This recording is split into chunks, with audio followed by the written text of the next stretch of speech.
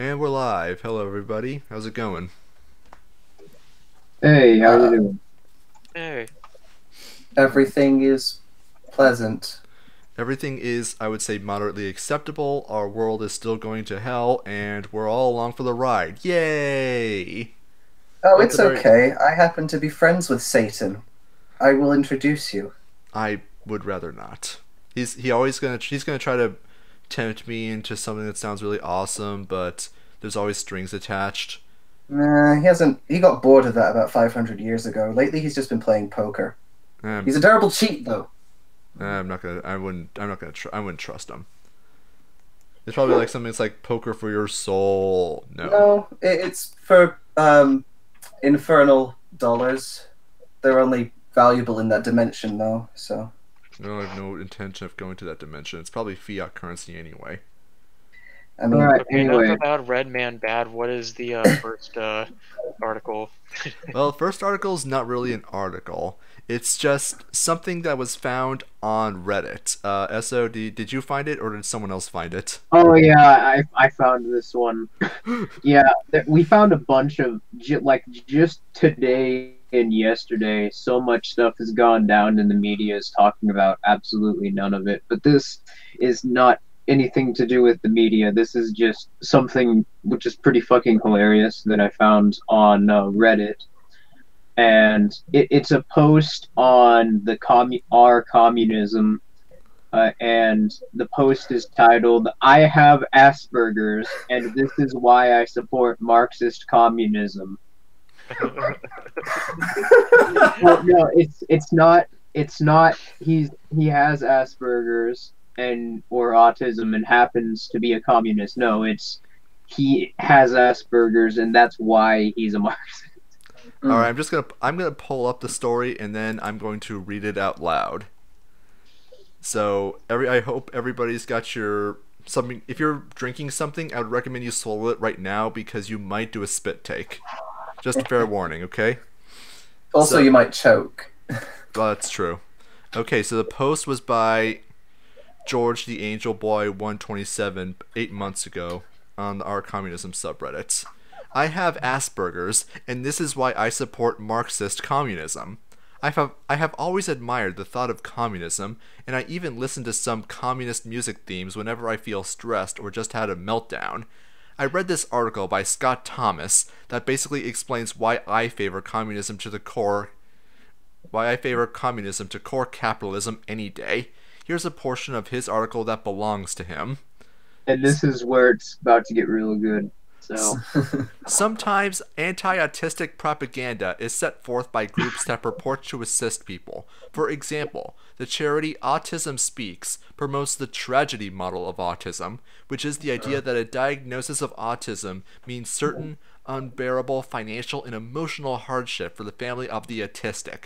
A promotional video called Autism Every Day includes former executive vice president of Autism Speaks, Alison Tepper Singer, voicing her fantasy to drive her daughter and herself off of the George Washington Bridge. The organization stated that non-autistic parents of autistics should embrace these types of feelings rather than flee from them or seek help for them. This propaganda creates an attitude of dehumanization. The message is that we are so devastating to abled people's lives that we should be eradicated via whatever means necessary, whether by cure or another method, and that our lives are so miserable they must not be worth living. Sometimes, tragically, this occurs, like the 2006 case of Katie McCarran, a 3-year-old autistic girl in Illinois whose mother was convicted of first-degree murder for suffocating her. People who kill autistic and other people with disabilities are more likely to be acquitted by sympathetic judges or more lightly sentenced by judges than those who murder non-disabled people. Socialism. in other words, autism is attacked by the capitalist system because there is one charity which nobody likes Yeah. that says autistic people are subhumans and doesn't really understand what autism is. Although I like the first paragraph where it says, "Here is a portion of his article that belongs to him." that belongs to him. So he's not only Slightly affirming redundant. property rights in a communist subreddit, but intellectual property. The Which article... is not actually property rights. It's also grammatically redundant. His that belongs to him. Well, I mean, maybe he missed it when he was proofreading. Stupid I don't autist. think he proofread this. Socialism, disabilities, and the 99%. I'm sorry, what? Yeah, are 99% of people autistic? This is new information to me. No, I think he's trying to start talking about class warfare, but the way he wrote that's very clumsy, and it sort of suggests that people who are in the so-called working class are all disabled. This is now. I think this is just like I think it's just a mindless slogan to help remind people. Oh yeah, by the way, I'm a communist, guys. By the way, did you forget I'm a communist? Also, do you know I'm a communist? He makes himself sound like a eugenicist, which I'm pretty sure is just a Freudian slip. But Probably. whatever. Anyways, Why do I have I'm going to continue reading now. The dehumanization of autistics and people with other disabilities stems from a fundamental element of the capitalist system. I'm pretty sure I've even seen the mainstream media attacking Autism Speaks. Like, I'm serious. Even the state doesn't like them. Sounds about right. Under capitalism, all things that exist are valued according to their ability to generate profit for the 1%. Even the 99%, who have nothing to sell but their labor, are given value according to their ability to produce profit for the 1%, who make money purely via their ownership of the means of production. Because of this, those in the 99% are valued according to their ability to work within the profit-producing machine that the 1% engineered. Therefore, the 1% want to give us as little as possible. They attack us with institutionalization, poor education, and austerity measures. Because of this devaluation, people with disabilities have been neglected, abused, and killed since the dawn of class society. Literally all three of those things he mentioned are caused by the state. Yeah. I mean, austerity, as in the cutting of government services? You're a really bad communist, you know that? I mean... Fucking his use of the word profit. It's... my goodness. It's just they a buzz... always do it. Profit is just a buzzword. buzzword. Like George Soros. Exactly. And he just continuously repeats that. Just sort of like a dog... It's a very poorly done dog whistle since all of us see right through it at this point. But, yeah... Profit is just revenue minus expense. There's nothing evil or good about it. It just is. And then you have like I still can't get over the fact that capitalism is responsible for austerity measures. That blows my mind on so many levels. You're supposed once to you be start like reading the comments under this post, which we're gonna do after we're done reading it, I mean, you'll see basically capitalism is just a substitute. Is just a they don't know how to formulate their thoughts. They don't have a complex understanding of the world. So they literally just whatever they don't like is capitalism's fault. Yeah. So let's I'm continuing now. Okay. Despite the many transgressions which capitalist society has carried out against autistics and other people with disabilities, there is still hope for the future. In Cuba, a country where the 99% rose up and drove out... Yeah, we gotta stop there, because that is just insane. Paradise. This is gonna... I bet this is one of those people where if you bring up, you know, the terrible human rights atrocities that go on in Cuba, how hospitals in Cuba look like mental insane asylums from horror movies, or just how terrible everything is there. They'll claim that it's capitalist propaganda. It's one of those kinds of people. I was actually once talking to a guy who said that Cuba protects free speech better than the United States. I've heard people say that that's why they don't have internet, right? I had to point them a part in the Cuban legal code that says that you can be fined and imprisoned for criticizing the regime. It was fined. That's perhaps like the height of communist delusion, where they make claims and anything which runs even slightly contrary to their claim of how that government works is propaganda perpetuated by the capitalist system. You gotta love how every idea that disagrees with you is just capitalist propaganda, all of it. I've heard some people say that the hospitals and whatnot, it's cherry picked. Yeah. See, there you go. So, it's a lot like flat earthers arguing that the Earth is flat. NASA or any other organization shows that the Earth clearly has curvature. CGI. That's CGI, guys. It's why your ideas need a null hypothesis. When your argument is unprovable, then it's invalid. It's just that simple. Yeah. Now, I mean, if you're correct, like if you're objectively correct, then the way to prove your idea is wrong is to prove something that is self-contradictory.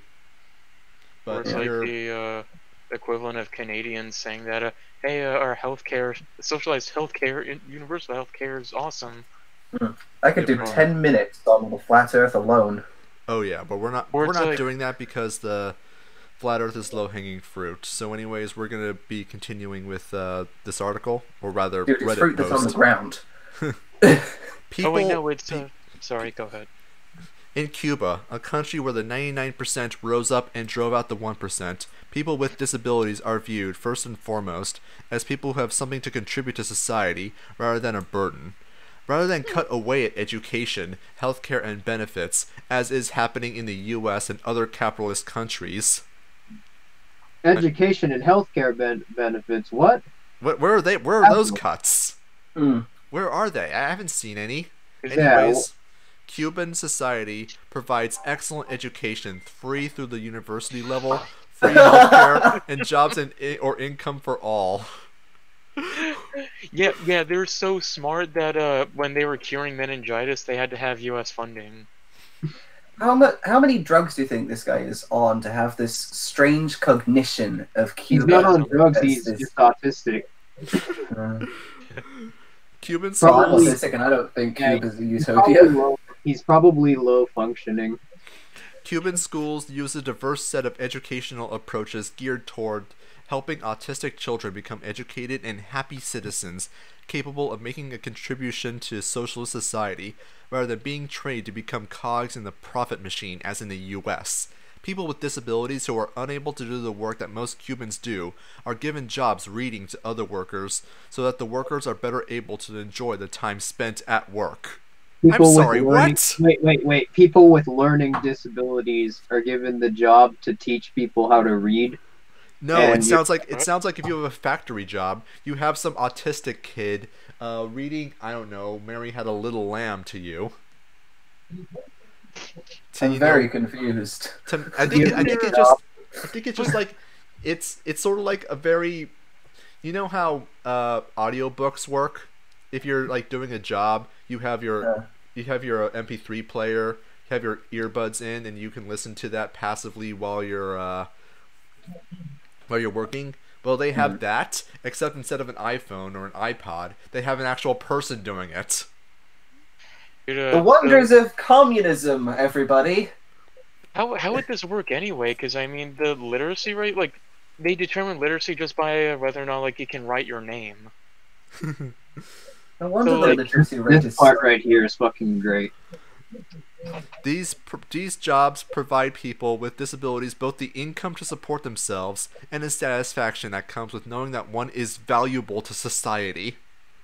No, I meant the part after that, but I mean, yeah, that part's pretty great too.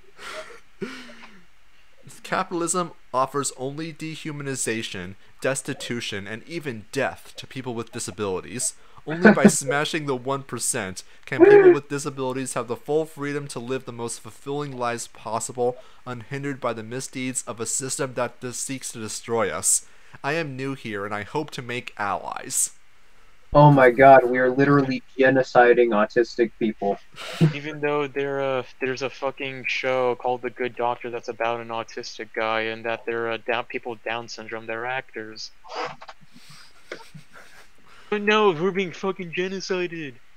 Those typical bastards. I mean, I'm gonna have 2 guesses where this guy lives, and one of them is not Cuba. Yeah, no, he's probably from California. Got a rich family, more than likely. No, I said this before stream, but I have a strong feeling he's a Florida man. No, we gotta read some of these. We gotta read some of these comments because the post itself is pretty glorious, but some of these people under the post are great. I scrolled down to the comments. I learned a lot from this, comrade. Communism would be an objectively better system for those with autism. No, there's one further down, like half a page or so, which I want to read out because this is the funniest thing I think I've ever seen. Nice, comrade. You are welcome here. Disability is a capitalist cost. Yes, here it is. I found it. Disabilities is a capitalist construct. What? Nice, comrade. You are welcome here. In communism, no one will be disabled anymore because society will not disable. But how? Yeah, like what about the quadriplegics? My leg is gone. That's a capitalist construct. The moment that my government becomes communist, I'll just magically grow another leg. Or maybe they capitalism, mean we would all be cell. Or dead. Or dead. Well, dead. All types of learners. Architecture will be redesigned for accessibility. Reaction. I thought disability was a capitalist construct. Yeah, you don't need accessibility. Why do buildings need accessibility if it's a capitalist construct? Because potatoes. Reactionary organizations like Autism Speak will be disbanded and their members rehabilitated. Oh yes, rehabilitated. I wonder what that could possibly mean.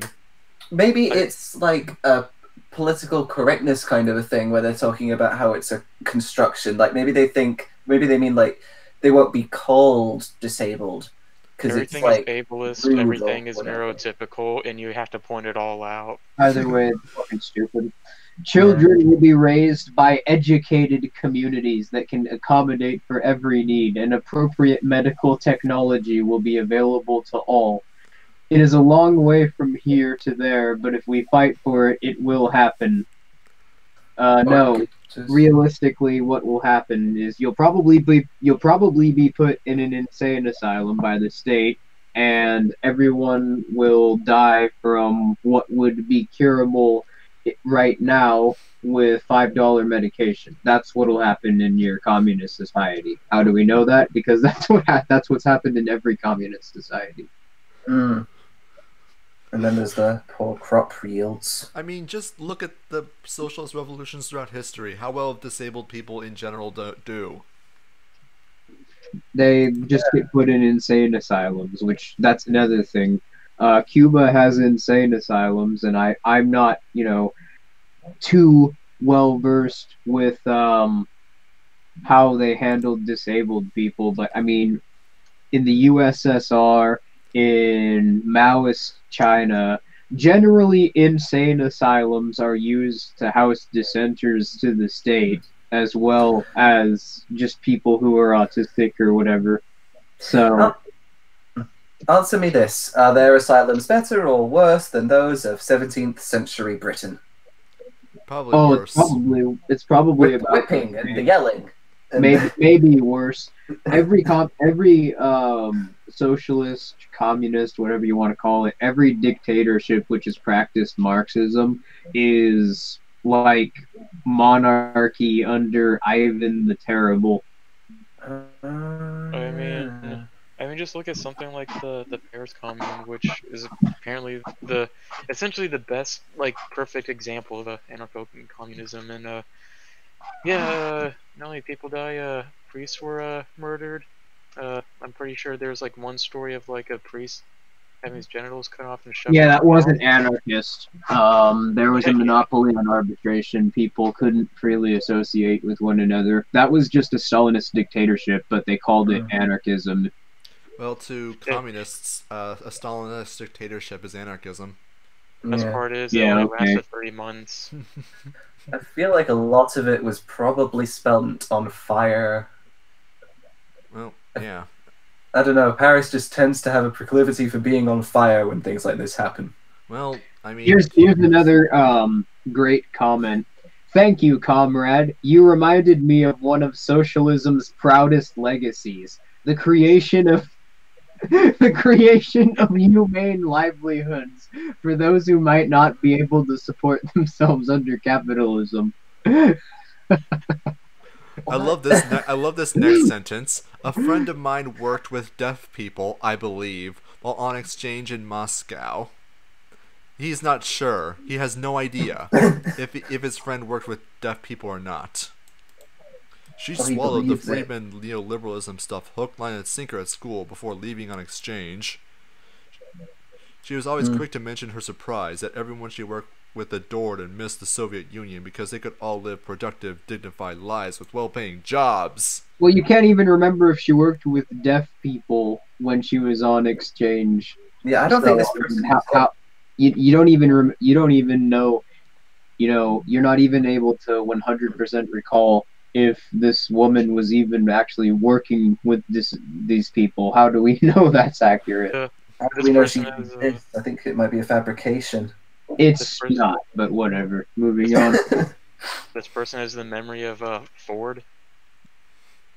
I guess so. That one person. So I think we should move on to the next topic. Yep. Wait, there was one more comment at the very least that this is the one I wanted to get down to because this one's even more interesting than the original post. I am diagnosed with primary psychopathy, and this is why I support Marxist communism. No, he's not being. This is not a joke. It's right here. The commenter's name is Communism TA 1941423, and if you'll see nothing but a bunch of posts in support of communism. So this guy, as far as I can see, he's not a troll. Well, let me see. I'm looking at his posts right now. The guy... that's weird. He hasn't posted anything. Wait, so you're saying this dude in a is little while he's only made this one comment. Oh, seriously? Yeah, I'm looking at his account right now. He's only ever made this one comment. Huh. I don't know if he just habitually deletes them or what, but yeah, he's... Don't know what the hell that is. If that's serious, that would be pretty funny. And I wouldn't be surprised if it was actually... Okay, well, I misspoke. Apparently, this guy potentially could be a troll, but, I mean, either way, let's just read the rest of the comment. I always respected the way that the communist revolutions understood that a radical change in society is not a tea party or something so easily and beautiful, but it is dangerous. After decades of therapy, I have managed to find a place for myself. At first, I was content helping people the way I do now. I work in construction as the guy that goes out prior to safety equipment in order to set up the safety equipment so others aren't in danger. I help people by putting myself in danger because I do not fear for my life. I have always seen my diagnosis applied to people negatively, but I always remind people that we psychopaths can be good. It is capitalism that makes us...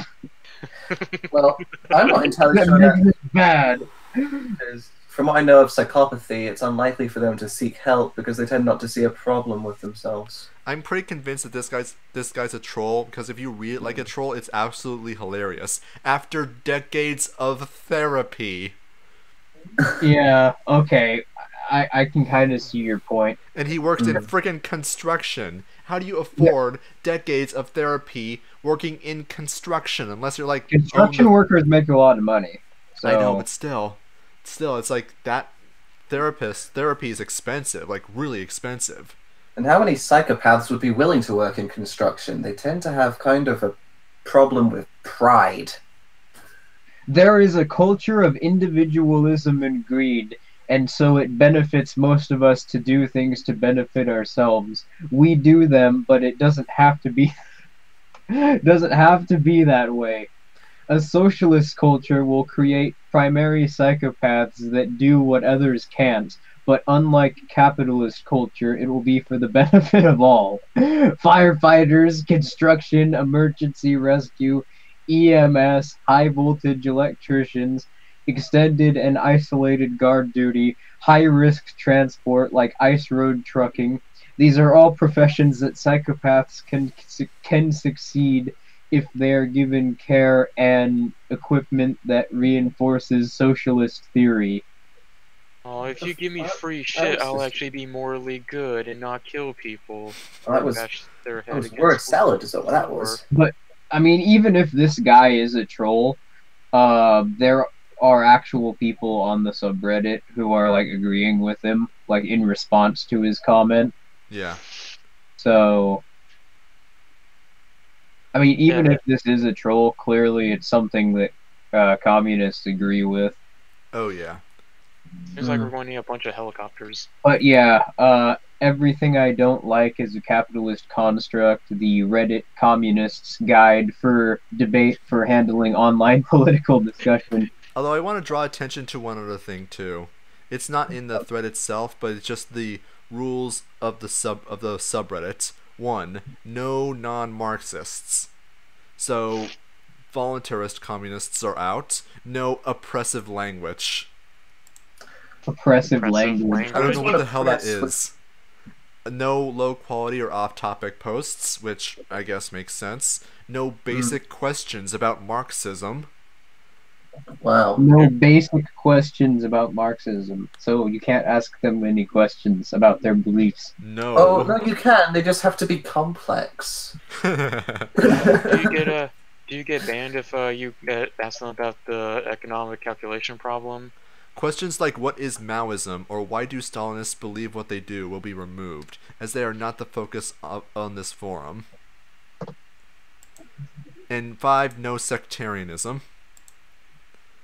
Do they have autism? I think so. And I'm saying, and So wait, no non-Marxists, but no sectarianism. The rules contradict themselves, but these are Stalinists we're dealing with here, so I mean that's sort of to be expected. So these Yeah. are autists we're dealing with here. I actually do have Asperger's, and these people are freaking autistic. Yeah, I have. Yeah. I also have Asperger's.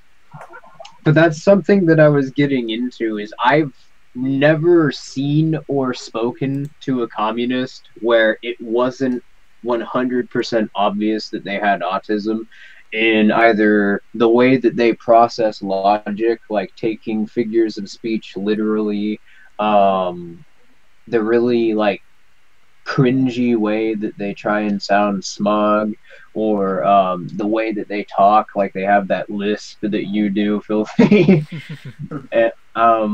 Yeah, I think that at least in this case, they're shedding light on something pretty interesting.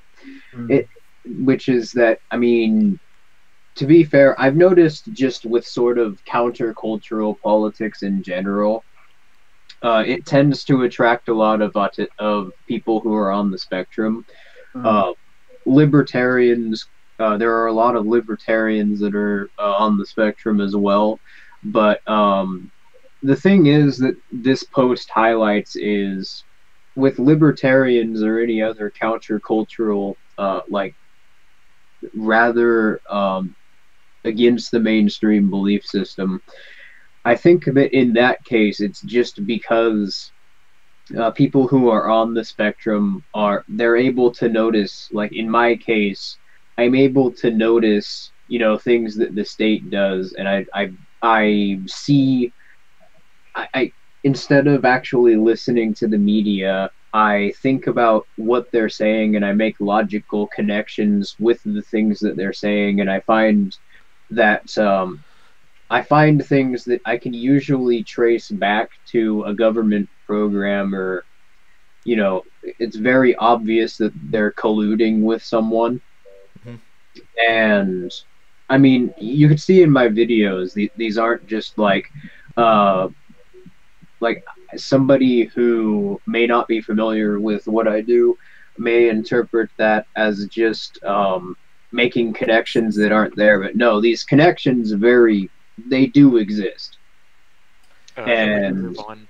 Yeah.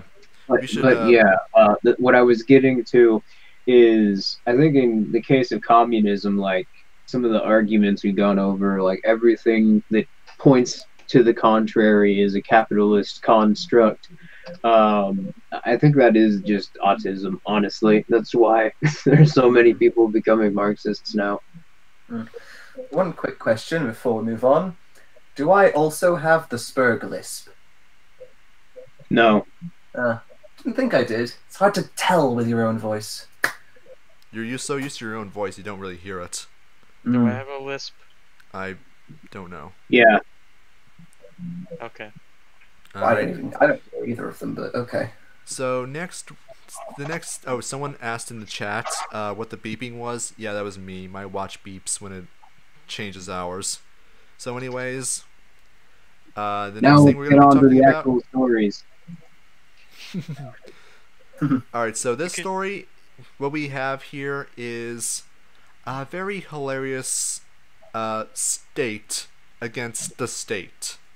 The U.S. government catching its own agents doing something it would consider to be criminal. It's kind of hilarious. So what happened is that, so you can introduce it. Okay, so an incident in El Paso, Texas, occurred earlier this week, where the Minutemen militia stopped an SUV which was carrying 1,300 pounds of cocaine across the border. And the Minutemen is not a state organization; they're a private militia, but they try and enforce U.S. border laws in places where they think that the border is not being enforced. And I mean, in some cases they're right. Some cases, it's debatable. But in other anyway. So the two people that were driving the SUV, it turns out, were CIA agents. We're shocked. What?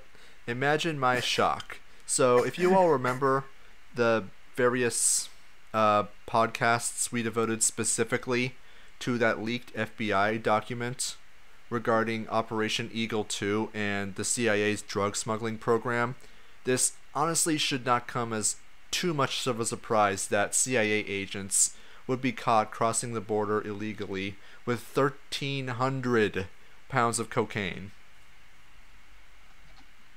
Better question, where were they going? What were they doing with it? What were their plans? Was this just some more drug money to fund some clandestine black ops organization that they don't have to disclose to Congress to get funding? Well, according to Customs Services, they're doing an investigation. Probably they're just not going to say anything about it.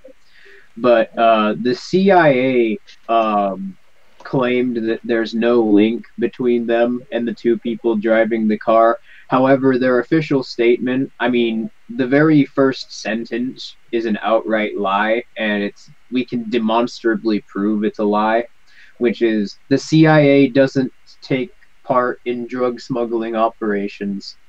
Ha! Which is factually incorrect.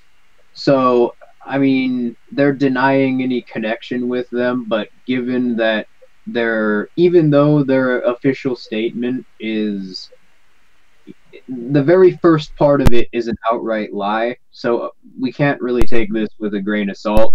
All that we do know is that the CIA has a long history of drug smuggling operations. During Operation Desert Storm,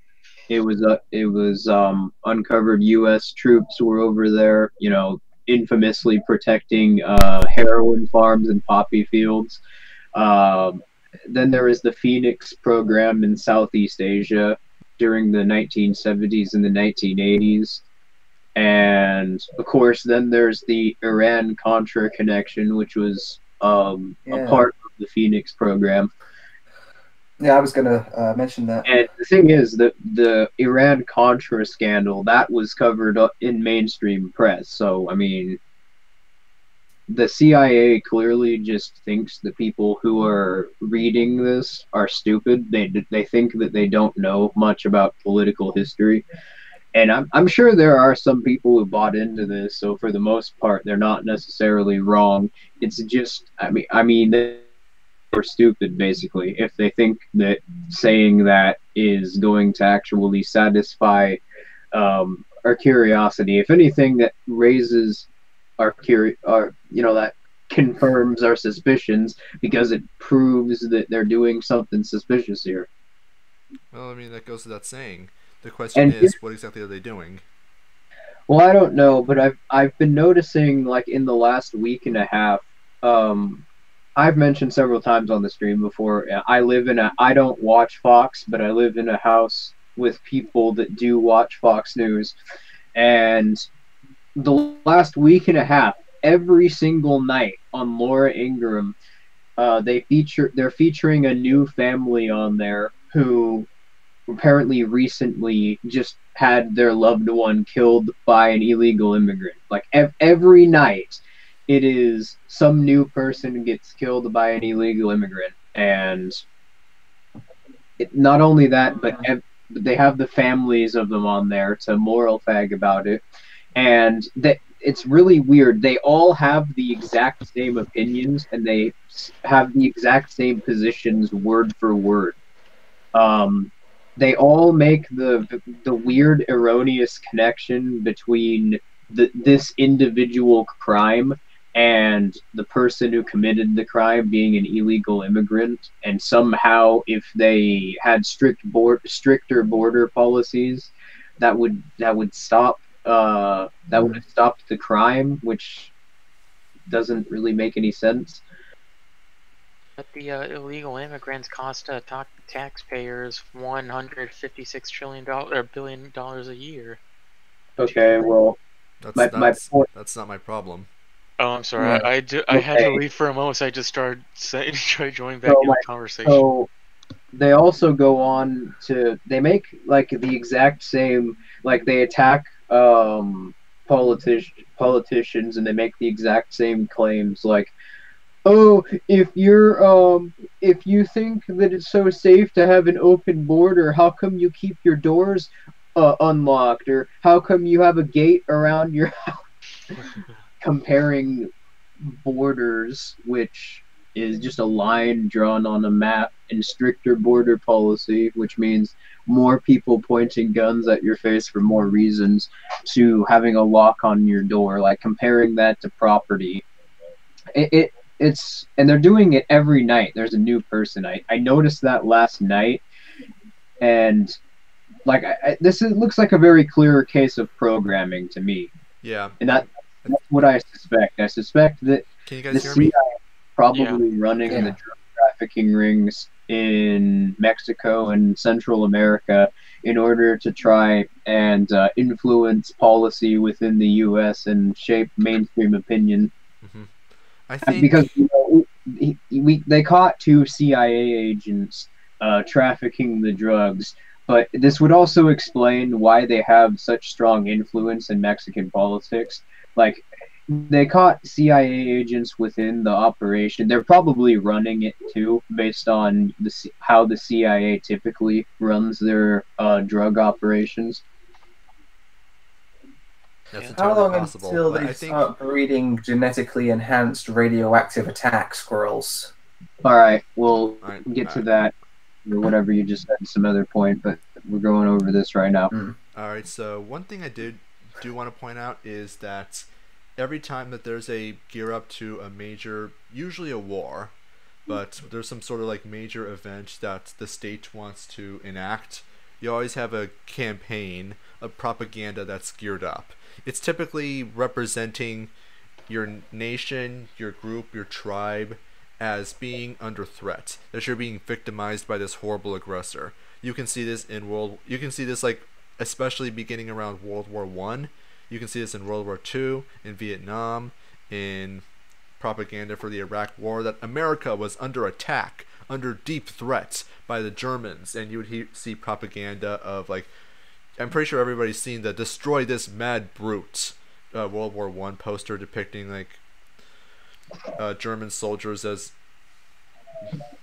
giant monkeys, and they were holding like a seemingly unconscious woman who was wearing an American flag dress.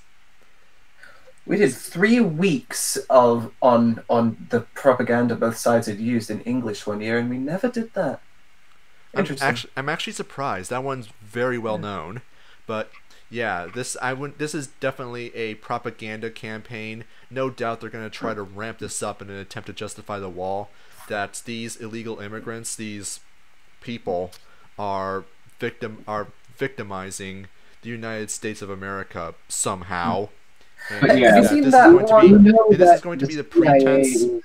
We know that the CIA is at the very least involved in the drug trafficking and the drug cartels, and we know the CIA runs the media as exposed in Operation Mockingbird. So put it together, we've got this large media campaign, which before then it was so rare for somebody to be killed by an illegal immigrant. You had Kate Steinle back in like 2014. Then you had that case from like 2016, 2017, where somebody got killed in a car accident, which was an accident, and that's about it.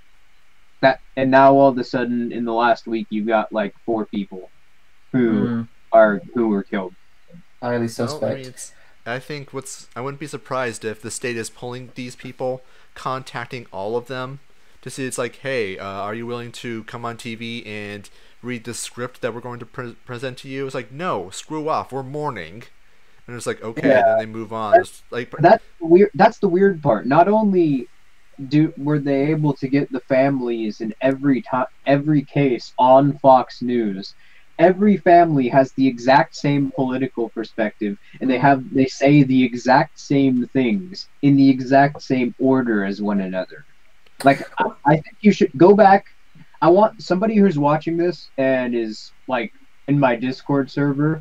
I want, like, if you it would really help if you went to go look up Laura Ingraham clips for the last week and get a compilation of this, because I'll upload it on my channel if you do, and I'll give you full credit.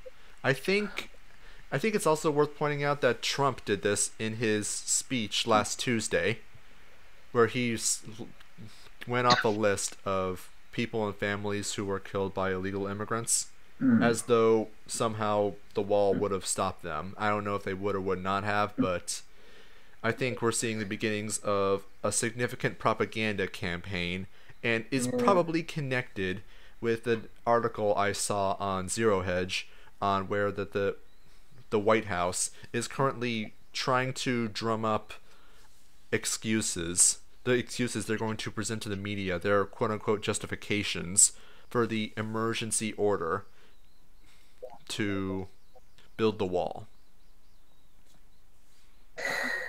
One thing that's done fairly often with the media around like elections and stuff and various other kinds of things, probably doesn't do it with propaganda too, is like sometimes they'll have like a real story, but they'll present it with actors instead of the actual people involved. I'm not saying that the people didn't die. I'm just saying, compared to the past coverage or like the history of this specific sort of narrative, it's really weird how within the last week, every night there's a new one, where if you go back, I mean, it wasn't like 2, I'm sure there was more than just 2 in the last 5 years, but those are the only 2 that come to mind. Like, they were just unheard of. But within the last week, ever since Trump declared that emergency, like he he said that he was going to issue an emergency order. In the last week, you've got every night there's a new one, and on top of that, now we know as a matter of fact that the CIA is involved in Central American drug cartels. And remember that Central American drug cartels are also heavily involved in human trafficking and human smuggling. More often than not, either families pay coyotes to smuggle them across the border, or they have to move through drug cartel controlled areas and have to pay them a toll in order to move through it in the first place. So if the drug cartels are actually under the control of the CIA, that means that illegal immigration is even more of a government program than it already was through the welfare state. They're controlling it through both ends. Yeah, that is just insane. And now we've got another story coming up a bit later, which it works like that. The illegal immigration problem, though. I think it's safe to say it's a problem reaction solution scenario. This is definitely problem reaction solution. It's just that it's useful. You have the two-party system that's galvanizing people into the political process. And then the solution is always going to be more government. Isn't it weird how in the debate between Republicans and Democrats the solution is never less government? Oh, we just need more government oversight here. Oh, we just need government to build something here. No, we just need government to watch this location. Oh, we just need government to pay people to dig ditches and fill them in again. That'll stimulate the economy. FDR. I wouldn't be surprised. Yeah, and on top of that, if you watch Fox to actually listen to them, I've noticed that they're taking just another step. Like they're going even deeper in the propaganda model that is the illegal immigration debate, because now they're trying to claim that it is an authoritarian position to not believe in strict border enforcement.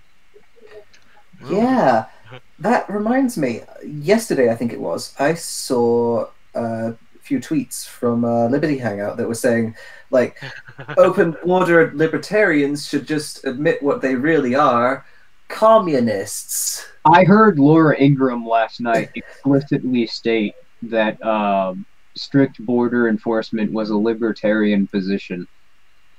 I doubt she even knows how to spell the word. Yeah, my point is that now they're trying to use this to also they're very explicitly targeting people who are disenfranchised with the political system, because now they're openly saying, hey, people who are, the largest group that is influencing people to leave the political system. You see this? You need to get involved in politics again, because the only way that this problem, which is totally not being manufactured by the state, the only way you could solve that is through voting. Yeah, because voting has solved so many problems. Anyways, I think we should move on to the last topic. This one is interesting, and it's really just a connection of two things you probably have already heard of. One of them definitely, the other one's a little old. It comes from 2013. If anyone recalls, in 2013, the Department of Justice under Obama and Attorney General Eric Holder created an operation called Operation Choke Point. The idea is that organizations that are suspected of money laundering or otherwise illegal finance could be prevented from accessing their bank accounts or even creating bank accounts. It wasn't even that. It was there was specifically an FDIC document filed in 2011 which exposed the whole thing as basically just a government plot to target specific business models that they didn't like. That was probably the case from the very beginning, but I'm just reporting how the Okay, well operation that's was presented to people. their official narrative behind it. But Of yeah, course. they created a report titled "Managing Risks in Third-Party Payment Processor Relationships." Now this is where this gets interesting. But yeah, one of the top 30 was payday loans. Now that's the official narrative. Hostile banking regulators in the Obama administration strong armed banks into cutting ties with payday lenders. But the reality is that Operation Choke Point was basically the FDIC, the Department of Justice, weaponizing the FDIC against certain businesses and payment through the payment processors by manipulating their credit ratings. So if they were to associate with certain groups that the government didn't like, the government using the FDIC would be able to withhold um, funds from them and manipulate the market by like manipulating their rates, and that would cause them to become a risk Mhm. to invest in. Oh yeah. So it would ruin their businesses. Basically, the government could control what investments were made essentially through this. Well, look, here's the thing about the banking sector, and I have some insight into this because I know people who actually work in investment banks. It's that the federal regulators, like people just assume that the banks in the U.S. like control regulations and control the government for things like Goldman Sachs. That may be true, but the fact of the matter is that banking in the United States is surprisingly decentralized. I mean, yes, we have a central bank that controls interest rates and stuff, but the fact of the matter is like there are 5,000 banks across the country. But what makes it interesting is that for the vast majority of those banks, federal regulators have essentially free reign to wreak whatever havoc they want. They can impose individual agents have the authority to impose new regulations, even ones that aren't on the books, just to see what the effects are on individual banks. And if they can control what investments a bank can and cannot make, that is essentially the same as controlling as complete control of a bank. It's effectively nationalized because a So bank simply cannot survive like this. But yeah, what basically the official narrative that you'd hear on Fox or the controlled opposition media outlets was that there were just bad regulators doing this, but in reality, it was various banks closing payday lenders' accounts, and the reason is that institutions like the FDIC, directed by the Department of Justice, were being manipulated financially. The way I just want to read this paragraph from the article, you know, the ones being shown around on our Discord servers from the Forbes article. Officials at the Federal Deposit Insurance Corporation, FDIC, for instance, simply had to inform the banks they were overseeing that the government considered certain types of their customers high risk. The mere implication of a threat was enough to pressure banks into closing accounts because no US bank wants anything to do with extra audits or investigations from their regulator, much less additional operating restrictions or civil and criminal charges. I remind you, the FDIC can impose new regulations at will, even ones that aren't even on the books, without even the semblance of due process. They can just do it.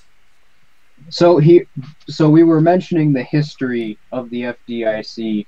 I mean, it's gotten so bad. I mean, this Operation Choke Point is a large part of the reason why so many industries like I have this article pulled up. 30 industries driven to Bitcoin by Operation Choke Point, and yeah, dating services. A lot of these are now operating under a cryptocurrency, and yeah, it was because of Operation Choke Point. But here's where this gets interesting. Look at what's happening on YouTube and alternative media right now. You've got all these content creators who are being told by their platforms that they're being completely demonetized and they're being kicked off PayPal, and they're not, pretty soon. I mean, some of them are not allowed to associate with certain banks. The banks won't associate with them. Well, they're trying to blame that on, of course, the lack of regulation. But the fact of the matter is that the government is able to control this. The fact of the matter is that the government is the one who is artificially telling these institutions that certain people are high risk, and associating with them will cause them to get audited. Do you think Patreon kicked Sargon off their platform because they personally didn't like Sargon? Well, I'm sure that Patreon was full of regressives. I'm sure they considered that the money they were getting from Sargon's supporters to be worth the distaste. Yeah, what happened is that some sense. What Like, some FDIC what happened is that some FDIC guy went up to the bank that controls the payment processes from Patreon PayPal. to PayPal, and we're just like, this Carl Benjamin guy, it would be we don't really like him, so it'd be really unfortunate if you were audited tomorrow 3 times. Yeah. Wow. So unsurprisingly, there's a government connection to why so many people are being kicked off of social media. Well, we knew that, but there's also one for why so many payment processors are starting to attack alternative media sites. It's because the government is literally stopping them from stopping websites from trying to compete with Twitter, Facebook, and all these, like YouTube. They're actually, the government is causing this. Oh yeah, it's very simple. At least I hope it's very simple. For a lot of people, I'm assuming that everybody here remembers when Alex Jones was kicked off of Apple, Facebook, other platforms within like hours of each other. Yeah.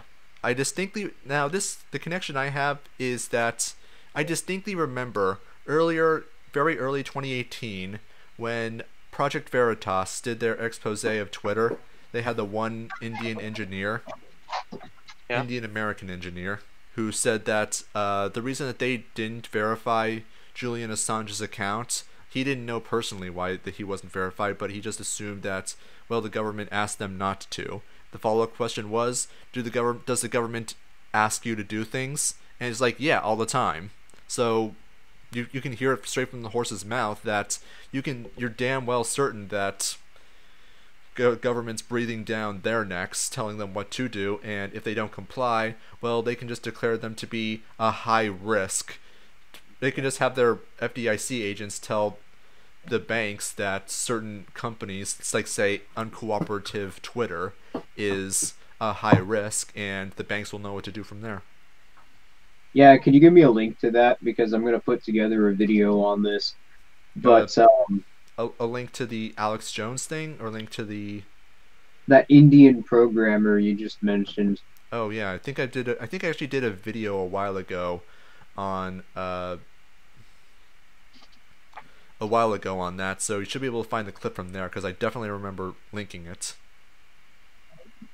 But yeah, the reason why I think the FDIC and the reason the FDIC is doing this behind the scenes is partly, one, to stop competitors from entering the market, but also to create sort of a problem reaction solution narrative again, so that it's sort of the same thing that's been happening with social media. We need to regulate social media because social media is censoring people. Then meanwhile, the government is directing their policies, their terms of service, and they're also directing these companies what they should do, and they're getting subsidized by the government, and the social media companies are also asking for the exact same regulations. Well, now you've got the exact same thing. Payment processors are disassociating with people, targeting them politically. So we need to regulate payment processors. We need more regulation on the banks. Turns out the FDIC is behind the scenes manipulating everything. Wow, who would have thought? I mean, this time it's more cut and dry. I mean, there's a direct paper trail back to the FDIC, whereas it was like a web of different pieces of information that put together the fact that social media, that situation was being engineered by the state. Either way, just another piece of information which suggests that decentralization is the solution. Now, here's another interesting thing that I've been thinking about while we've been talking about this. Do you remember that new payment processor or that new website that is being set up by Jordan Peterson, Dave Rubin, and I don't know if Dave Colin is involved, but Dave Colin is shilling for it quite a bit. Huh. I haven't heard of Yeah. it. I've rings not heard familiar. of it. I don't remember the name of Yeah, it. I don't think they've announced the name yet, but it's supposed to be up in the first quarter of February. But yeah, in February they're announcing a new payment processor being created by Dave Rubin and Jordan Peterson. And what's going to happen with that? I mean, we know now, as a matter of fact, it's the FDIC which is manipulating these other payment processors. But if nothing happens here, like if what does that mean? It means We know that we know as a matter of fact that Jordan Peterson is a shill. He works on the High Security Council for the UN's climate summit, I think it's called. Oh yeah, that. Yeah, we know as a matter of fact Jordan Peterson is a government agent, and that he is controlled opposition. But I mean, this suggests that Dave Rubin is as well. But I'm not making any claims yet because we don't know what's going to happen. suffice to say, if you want to transact, do so through cryptocurrency and use your wallets. Don't trust any of the payment processors and I'm almost certain that if it's not going to fail, it's going to not be good to use whatever thing that Jordan Peterson comes up with.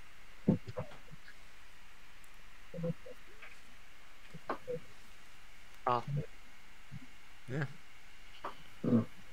I mean, we've pretty much said all that we can say about this, but Yeah, pretty much. Well, does it surprise anyone even slightly that the state was involved with this?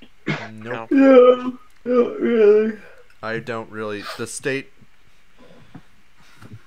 I don't want to say the state doesn't surprise me anymore, but give it a week, they'll come out with some new thing that just completely pisses me off.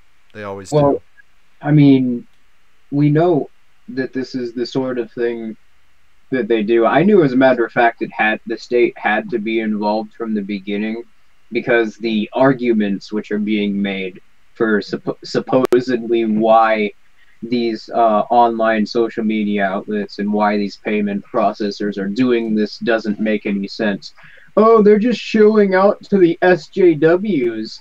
Well, I mean, the SJWs are such a small minority of the population. Every time they, like any of these media companies, or have tried to create products directed towards that audience, they lose millions, billions of dollars, depending on the size of the company. Oh yeah, it's like I remember when Gamergate was at its height, you had games collections and other things like big SJW celebrities like Anita Sarkeesian would shill for a SJW game. Wouldn't change sales at all. Like not even a little, not even like a boost of 1,000, just like nothing. Suffice to say, I don't think they're a concern. I think the whole social justice movement was controlled opposition from the start. Yay. I'd look for some hard proof before I get on that entirely. Mhm. Like I think we should look into like the Frankfurt School. We know as a matter of fact that Karl Marx was a Rothschild employee. Like he was directly employed by the Rothschild banking dynasty. So, and we know that the Bolshevik Revolution was financed by Wall Street bankers, as well as Nazi, as well as the Nazi Party.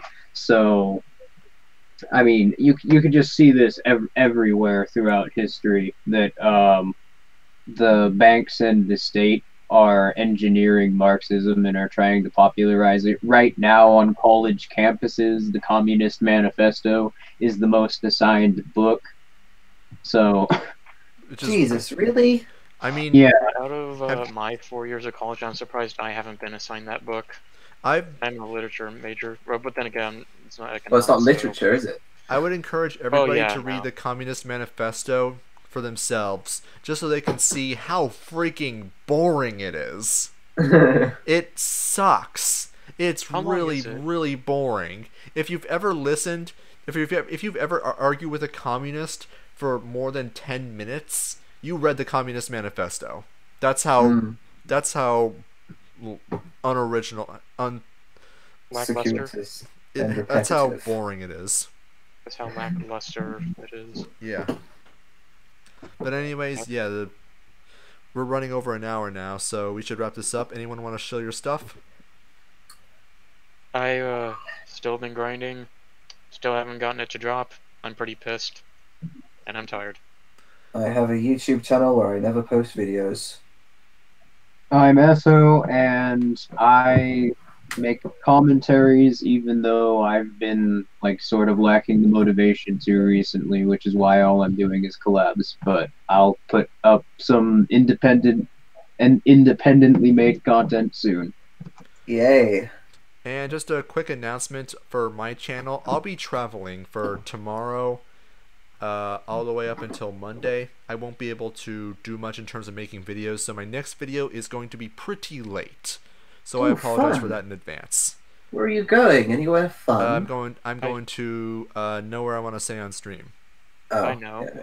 But I Yeah, don't you, wanna say you, it. you guys should know. I said it before.